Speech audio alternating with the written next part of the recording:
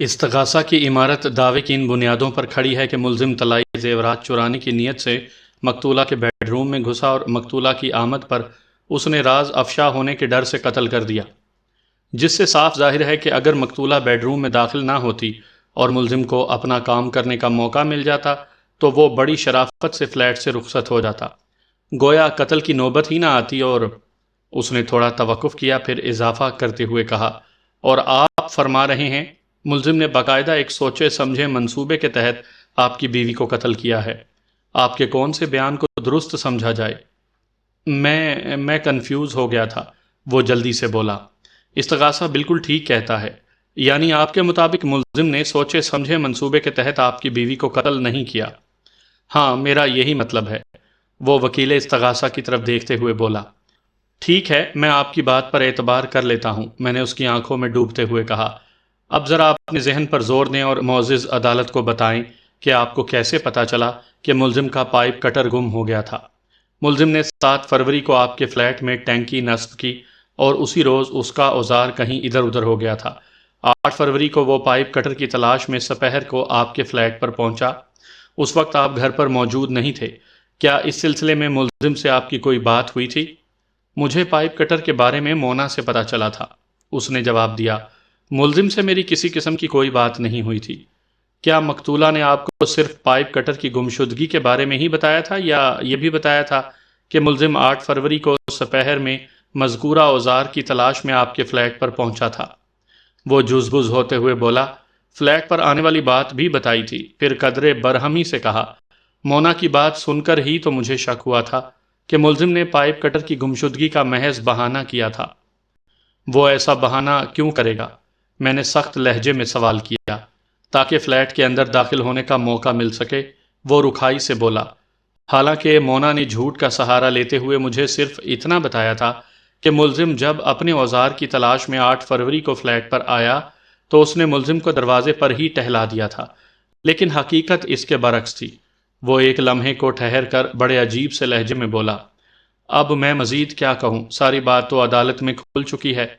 Mister Khawar, میں نے اس کی کھال میں ہاتھ ڈالے رکھا۔ پہلے آپ نے کہا کہ آپ کو اپنی بیوی مونا پر شک ہوا تھا، پھر آپ نے اس کی غلط بیانی کا ذکر بھی کیا۔ قبل ازیں بھی جب عدالتی کارروائی کے دوران میں آپ کی بیوی اور ملزم کے باہمی تعلقات پر بحث ہوئی تو آپ دم سادھے بیٹھے رہے۔ آپ نے فطری رد عمل کے طور پر ایک لفظ ادا کیا اور نہ ہی جسمانی حرکات و سکنات سے کسی برہمی یا طیش کا اظہار کیا۔ بالکل یوں محسوس ہوتا رہا جیسے آپ کی بیوی پر بات نہ ہو رہی ہو، بلکہ وہ کسی غیر متعلق عورت کا کیس ہو۔ آپ کی یہ لا تعلقی کا رویہ ثابت کرتا ہے کہ آپ کو مقتولہ مونا سے ذرہ برابر ہمدردی نہیں تھی۔ آپ کا عدالت چلے آنا بھی محض رسمیات کی کھوکھلی انجام دہی کے سوا اور کچھ نہیں۔ کوئی بھی شخص اپنی بے وفا بیوی سے کیوں کر ہمدردی رکھ سکتا ہے؟ وہ زہر خند لہجے میں بولا۔ مونا نے جو کچھ کیا اس کا انجام سب کے سامنے ہے۔ ایک شوہر کی زبان سے اپنی بیوی کی بے وفائی کی تصدیق نے عدالت کے کمرے میں سناٹا کر دیا۔ اس سناٹے کو اگلے ہی لمحے میری گھمبیر آواز نے مجروح کر دیا۔ بے وفا بیوی، غیرت مند شوہر، میں نے معنی خیز انداز میں بآواز بلند کہا۔ خاور نے غصیلی نظر سے مجھے دیکھا، اس کا انداز کھا جانے والا تھا۔ میں نے جارحانہ لہجے میں کہا، مسٹر خاور، میں نہیں جانتا آپ کے پاس کون سی بائک ہے، لیکن آپ نے تھوڑی دیر پہلے اس کے فضائل بیان کرتے ہوئے اپنی مقتولہ بیوی کا بائک سے موازنہ کیا تھا اور اسے بیوی کی بنسبت زیادہ معتبر اور وفادار گردانا تھا۔ خیر، بیوی آپ کی تھی اور بائک بھی آپ کی ہے، مجھے کیا، آپ جس کو جیسا سمجھیں۔ لیکن میں نے دانستہ ڈرامائی انداز میں جملہ ادھورا چھوڑا اور بات کو آگے بڑھاتے ہوئے کہا، لیکن مجھے استغاثہ کے بیان کردہ ایک نقطے سے بڑی دلچسپی ہے۔ وکیل استغاثہ نے معزز عدالت کے سامنے دعویٰ کیا تھا کہ آپ مقتولہ اور ملزم کے مابین تعلقات سے واقف ہو گئے تھے، لیکن آپ نے دانستہ خاموشی اختیار کیے رکھی اور یہی ظاہر کیا جیسے کچھ نہیں جانتے۔ وکیل استغاثہ نے میرے موکل کی جسارت کے لیے کرتوت کا لفظ استعمال کیا تھا۔ کیا آپ وکیل استغاثہ کے دعوے کی تصدیق کر سکتے ہیں؟ ان لمحات میں وہ مجھے متامل دکھائی دیا۔ اسے شاید یہ فیصلہ کرنے میں دقت پیش آ رہی تھی کہ کیا جواب دینا چاہیے، ہاں یا نہ میں سے اس کے لیے کیا مفید ثابت ہو سکتا ہے۔ میں نے اسے شش و پنج میں مبتلا دیکھا تو خاصے سخت انداز میں کہا، مسٹر خاور، اپنے وکیل کے دعوے کی تردید کرتے ہوئے یہ بات ذہن میں رہے کہ انہوں نے مونچھوں والے معاملے میں بھی آپ کو گواہ بنایا ہے۔ اس نے چونک کر میری طرف دیکھا۔ میں نے اپنی بات جاری رکھتے ہوئے کہا، وکیل استغاثہ کے یہ الفاظ معزز عدالت کے ریکارڈ پر موجود ہیں کہ میں نے مونچھوں کے حوالے سے ایک خاص عورت کی مخصوص پسند کی بات کی ہے، اور اس کی گواہی مقتولہ کا شوہر خاور بھی دے سکتا ہے۔ مونا کو اسی سٹائل کی مونچھیں پسند تھیں جیسی میرے موکل نے رکھ چھوڑی ہیں۔ کیا آپ وکیل استغاثہ کو جھٹلانے کی پوزیشن میں ہیں؟ وہ چند لمحات تک ٹٹولتی ہوئی نظر سے مجھے دیکھتا رہا، پھر نہایت ہی ٹھہرے ہوئے لہجے میں بولا، مجھے کسی کو جھٹلانے کی کوئی ضرورت نہیں۔ وکیل استغاثہ نے ملزم کی مونچھوں کے سٹائل اور مقتولہ سے اس کے تعلقات کے بارے میں جو کچھ بھی کہا ہے، میں اس کی تصدیق کرتا ہوں اور تسلیم کرتا ہوں کہ مجھے ملزم پر اپنی بیوی کے حوالے سے شک ہو گیا تھا۔ صرف شک یا یقین؟ میں نے اسے گہری نظر سے گھورا۔ آپ اسے یقین کہہ سکتے ہیں، وہ سنجیدگی سے بولا۔ میرے دوستوں کے حوالے سے ماضی میں بھی ایک دو واقعات ایسے پیش آئے تھے کہ مونا ان میں دلچسپی لینے لگی تھی۔ میں نے اس کا یہی وتیرہ ملزم کے معاملے میں بھی دیکھا تو مجھے شک ہوا۔ میں نے اپنے شک کی تصدیق کے لیے انہیں واچ کیا اور مجھے پتا چلا کہ ملزم میری غیر موجودگی میں بھی میرے گھر پر آیا تھا۔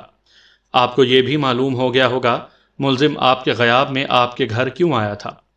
کام کا بہانہ، وہ سرسری انداز میں بولا، ورنہ اس کا مقصد اب کوئی ڈھکی چھپی بات نہیں رہی۔ وہ بڑی کمینگی سے اپنی مرحوم بیوی کے کردار کو میلا کرنے کی کوشش کر رہا تھا۔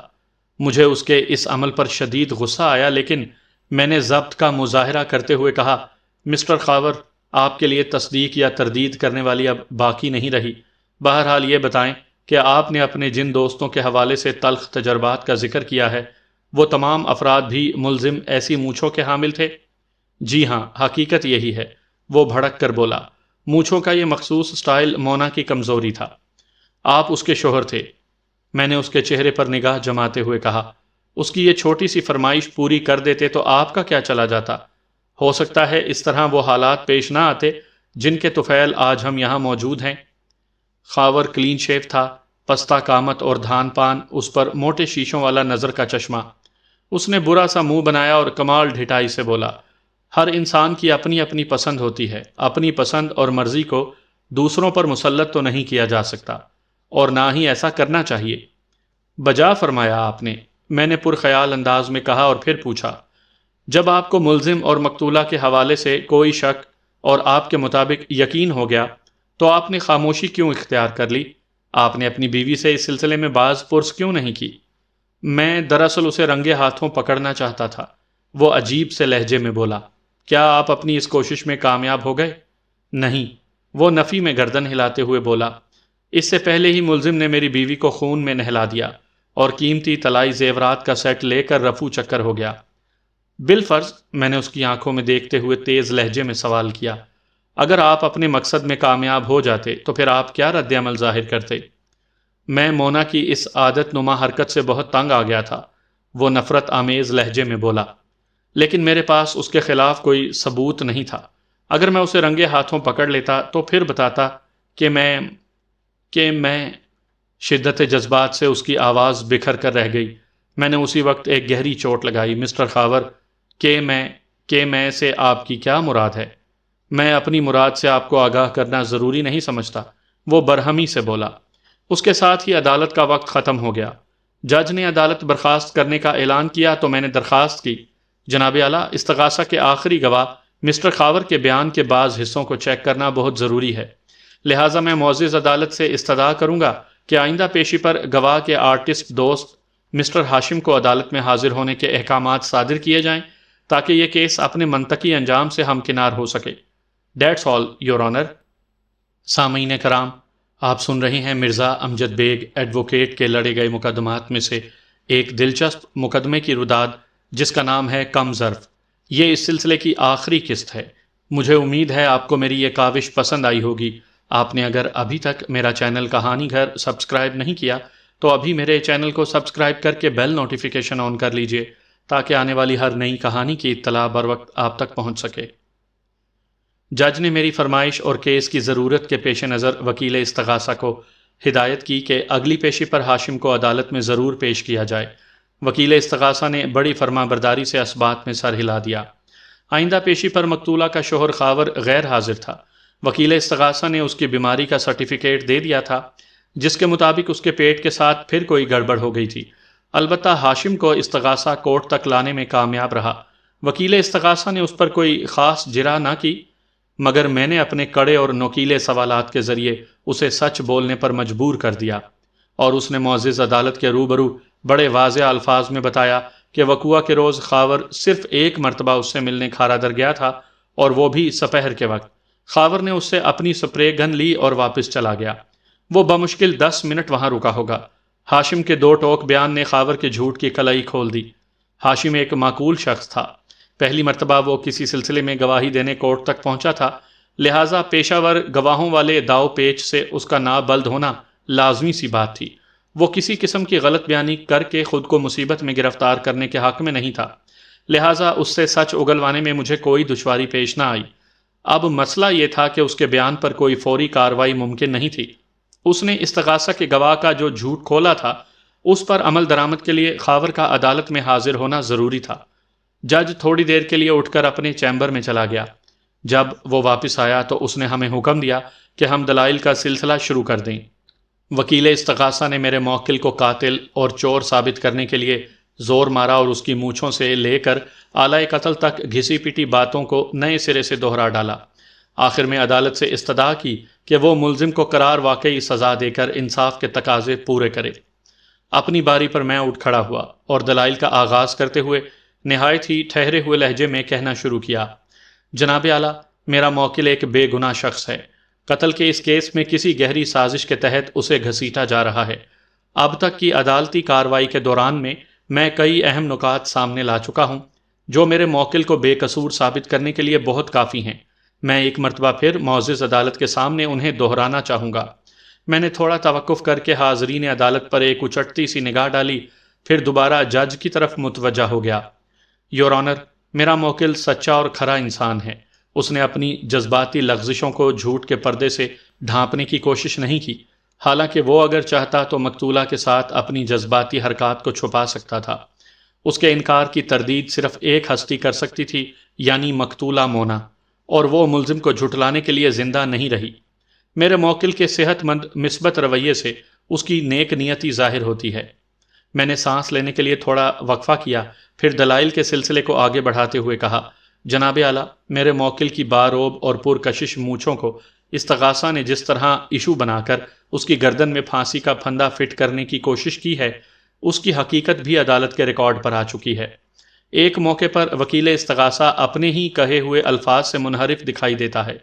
عورت کی مخصوص نفسیات کے حوالے سے اس نے ابتدا میں جو فلسفہ دیا، بعد میں از خود اس کی نفی کر دی۔ اب میں دیگر حقائق کی طرف آتا ہوں۔ میں نے وکیل استغاثہ کی جانب معنی خیز نگاہ سے دیکھا اور دوبارہ روئے سخن کو جج کی جانب موڑتے ہوئے کہا، یور آنر، میرے موکل پر مونا کو قتل کرنے اور اس کا قیمتی زیور چرانے کے الزامات عائد کیے گئے ہیں، لیکن تاحال استغاثہ مال مسروقہ برآمد کرنے یا اس کا کسی قسم کا بھی سراغ لگانے میں ناکام رہا ہے۔ اور جہاں تک مونا کے قتل کا تعلق ہے تو اس سلسلے میں بھی استغاثہ کا دعویٰ انتہائی بودا اور کھوکھلا ہے۔ میں اس کھوکھلے پن کی درجہ بدرجہ وضاحت کرتا ہوں۔ جناب اعلیٰ، محض آلہ قتل کے ہینڈل پر ملزم کے فنگر پرنٹس ملنے کی وجہ سے اسے قاتل ٹھہرا لیا گیا۔ یہ جانچنے کی کوشش ہی نہیں کی گئی کہ آیا اس دراز کے ہینڈل پر بھی ملزم کی انگلیوں کے نشانات موجود ہیں یا نہیں، جہاں سے استغاثہ کے دعوے کے مطابق ملزم نے ایک قیمتی جڑاؤ سیٹ چرایا تھا۔ پھر چائے کے استعمال شدہ برتنوں کا قصہ بھی غور و فکر کی دعوت دیتا ہے۔ استغاثہ کے دعوے کی روشنی میں تو یہ نظر آتا ہے کہ وہاں چائے پینے کی نوبت ہی نہیں آئی، اور کچن کے سنک پر موجود چائے کے جھوٹے برتن خاور کے ناشتے والے تھے۔ اگر ایسا تھا بھی تو پھر بھی پولیس کا یہ فرض بنتا ہے کہ ان برتنوں پر سے ملزم کی انگلیوں کے نشانات تلاش کرتی۔ اگر ایسا نہیں کیا گیا تو یہ سراسر کوتاہی بلکہ پولیس کی بدنیتی میں شمار ہوگا۔ سامنے کی شہادت کو نظر انداز کرنا کسی جرم سے کم نہیں۔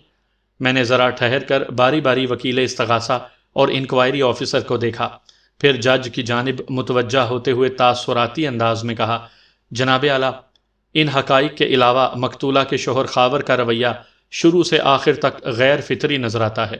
کوئی بھی غیرت مند شوہر اپنی بیوی کے معاملے میں ایسا انداز نہیں اپناتا۔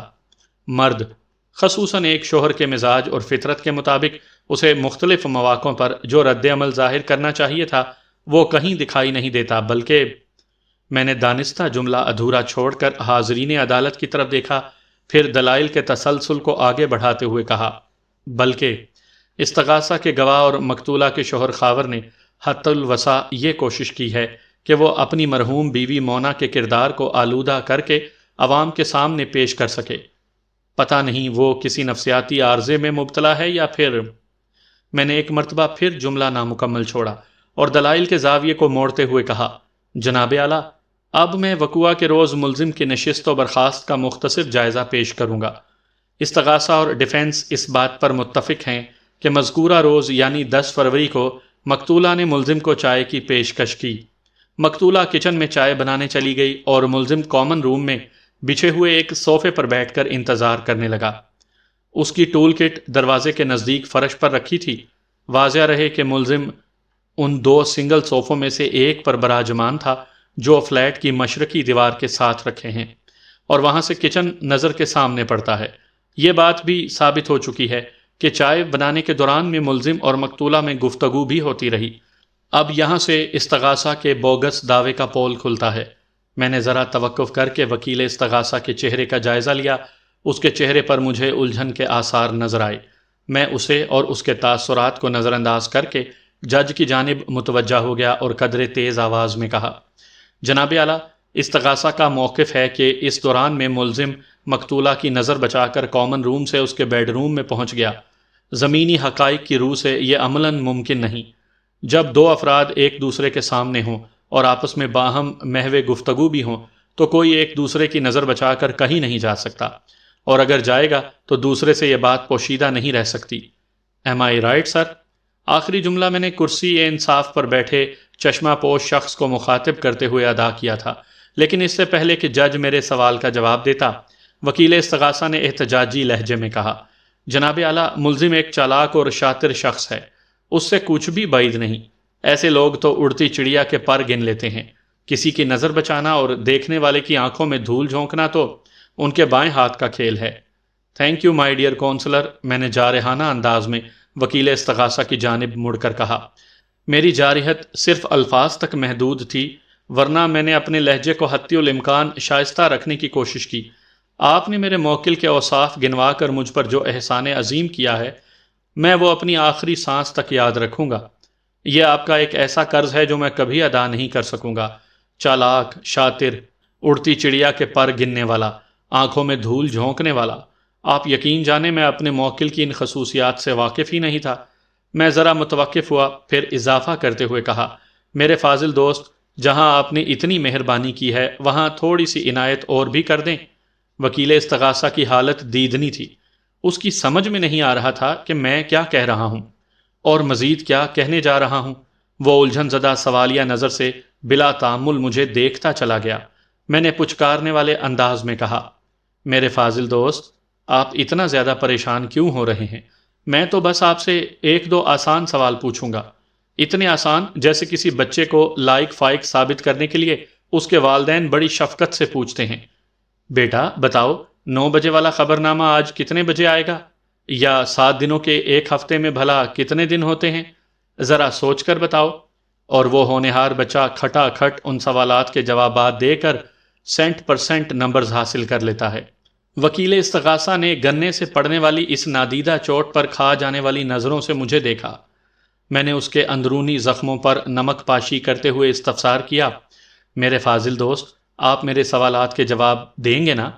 وہ انکار نہیں کر سکتا تھا، لہٰذا اسبات میں گردن ہلاتے ہوئے برہمی سے بولا، پوچھیں، آپ کیا پوچھنا چاہتے ہیں؟ میں نے پوچھا، تھوڑی دیر کے لیے میں آپ کے موقف کا حامی بن جاتا ہوں، آپ کو کوئی اعتراض تو نہیں؟ میرے کس موقف کی حمایت کرنا چاہتے ہیں آپ؟ وہ متذبذب انداز میں بولا۔ میں نے وضاحت کرتے ہوئے کہا، استغاثہ کا موقف 2 حصوں پر مشتمل ہے۔ نمبر 1، ملزم طلائی زیورات کی چوری کی نیت سے مقتولہ کی آنکھوں میں دھول جھونک کر کامن روم سے بیڈ روم پر پہنچ گیا۔ نمبر 2، جب وہ اس چوری میں کامیاب ہو گیا تو مقتولہ کی مداخلت پر اسے قتل کر کے فلیٹ سے فرار ہو گیا۔ میں سانس لینے کے لیے متوقف ہوا، پھر گمبھیر لہجے میں کہا، میں فی الحال اس موقف کے پہلے حصے کی حمایت کرنا چاہوں گا، ضرورت محسوس ہوئی تو دوسرے حصے کو بھی دیکھ لوں گا۔ آپ تیار ہیں؟ میری سمجھ میں نہیں آ رہا، آپ کون سا ڈرامہ کر رہے ہیں؟ وہ بیزاری سے بولا۔ میں سمجھاتا ہوں، میں نے اس کے نادیدہ زخموں کو الفاظ کے ناخنوں سے سہلاتے ہوئے کہا۔ میں تھوڑی دیر کے لیے آپ کا حامی بن جاتا ہوں کہ میرا موکل مقتولہ کی نظر بچا کر کامن روم سے بیڈ روم میں چلا گیا۔ آپ اپنے ذہن پر زور دے کر بتائیں کہ وہ بیڈ روم میں کس مقصد سے گیا تھا۔ ظاہر ہے مقتولہ کا جڑاؤ طلائی زیور چرانے، اس نے کسی ہونہار بچے کے مانند پٹ سے جواب دیا۔ زیورات کے اس باکس کو حاصل کرنے کے لیے ہی تو اس نے مقتولہ کو شیشے میں اتارا تھا۔ ویری گڈ، میں نے استہزائیہ انداز میں کہا، اور مقتولہ کی بر وقت مداخلت پر ملزم نے بھاری پائپ کٹر کا مہلک وار کر کے مونا کو موت کے گھاٹ اتار دیا۔ جی ہاں، بالکل بالکل۔ گویا آپ یہ کہنا چاہ رہے ہیں کہ ملزم طلائی زیورات چرانے کے لیے ٹول کٹ میں سے پائپ کٹر نکال کر اپنے ساتھ بیڈ روم میں لے گیا تھا؟ میں نے تیکھے لہجے میں پوچھا۔ میرے اس تیر بہدف سوال نے وکیل استغاثہ کو بغلیں جھانکنے پر مجبور کر دیا۔ وہ لکنت زدہ لہجے میں گویا ہوا، میرا مطلب ہے۔ آپ اپنے مطلب کو فی الحال اندھے کنویں میں پھینک دیں، میں نے لتاڑنے والے انداز میں کہا۔ صرف ہاں یا نہ میں جواب دیں۔ کسی دراز میں سے طلائی زیورات کا سیٹ چوری کرنے کے لیے بھاری پائپ کٹر کی ضرورت پیش آتی ہے؟ نہیں، وہ ہکلایا۔ گویا آپ تصدیق کرتے ہیں ملزم اپنے ساتھ پائپ کٹر لے کر نہیں گیا تھا۔ میں کیسے تصدیق کر سکتا ہوں؟ وہ کمزور سے لہجے میں بولا۔ آلہ قتل تو مقتولہ کی لاش کے قریب ہی بیڈ پر پایا گیا تھا۔ اگر آپ تصدیق کرنے کی پوزیشن میں نہیں ہیں تو تردید ہی کر دیں۔ وہ بری طرح الجھ گیا اور جھنجھلاہٹ آمیز لہجے میں بولا، میری تو سمجھ میں نہیں آ رہا کہ آپ استغاثہ کی حمایت پر کیوں تلے بیٹھے ہیں۔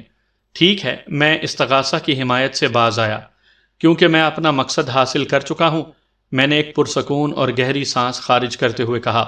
اب ہم اس کیس کی نسبت سے ایک دوسرے کے کھلے دشمن ہیں، لہٰذا میرے سوالات کا بہت سوچ سمجھ کر جواب دیجیے گا میرے فاضل دوست۔ اس نے معاندانہ نظر سے مجھے گھورا۔ میں نے پوچھا، کیا یہ درست ہے کہ پوسٹ مارٹم کی رپورٹ کے مطابق مقتولہ کے سر کے عقبی حصے میں پائپ کٹر کا خطرناک وار کر کے اسے موت کے منہ میں دھکیلا گیا ہے؟ اس میں کوئی شک نہیں، یہ کھلی حقیقت ہے، وہ پروسوک لہجے میں بولا۔ میں نے اس کی آنکھوں میں جھانکا اور سرسراتے ہوئے انداز میں کہا، اب ذرا بیڈ روم کے منظر کو تصور کی نگاہ میں لائیں۔ ہم فرض کر لیتے ہیں میرا موکل مقتولہ کی دراز توڑنے کے لیے پائپ کٹر اپنے ساتھ لے گیا تھا، حالانکہ یہ امکانات میں سے نہیں۔ فرض کرنے میں یہی فائدہ ہے کہ ناممکن کو ممکن بنانے میں حل بیل نہیں لگتے۔ بہرحال وہ کسی طرح مذکورہ دراز میں سے زیورات والا باکس نکال لیتا ہے۔ آپ کے مطابق اسی وقت مقتولہ بیڈ روم میں پہنچ جاتی ہے اور ملزم اس پر پائپ کٹر سے وار کر دیتا ہے۔ کیا یہ ممکن ہے کہ کسی بھی شخص پر سامنے سے بھاری اوزار کا وار کیا جائے تو مضروب کی کھوپڑی عقب سے چٹک جائے؟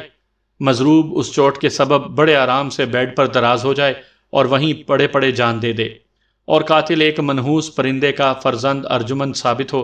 وہ آلہ قتل کو بڑے اہتمام سے مقتولہ کے نزدیک ہی بیڈ پر ڈال کر چلا جائے اور گھر میں بیٹھ کر پولیس کی آمد اور اپنی گرفتاری کا انتظار کرے۔ میرے حقائق پر مبنی پے در پے سوالات کا وکیل استغاثہ کے پاس کوئی جواب نہیں تھا۔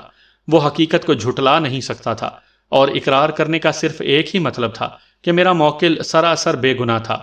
اس نے بڑی بے چارگی سے دونوں ہاتھ پھیلائے اور ہونکوں کی مانند دیدے گھماتے ہوئے مجھ سے پوچھا، پھر مونا کا اصل قاتل کون ہے؟ اصل اور نقل کا فیصلہ کرنا معزز عدالت کا کام ہے، میں نے وکیل استغاثہ کی بے بسی سے محظوظ ہوتے ہوئے کہا۔ میں تو صرف اتنا ہی عرض کر سکتا ہوں کہ اپنی عزت کا پاس کرتے ہوئے آپ ذرا اس دروغ گو کو بھی چیک کریں جو بقول خود وقوعہ کے روز 2 مرتبہ کھارا در گیا تھا۔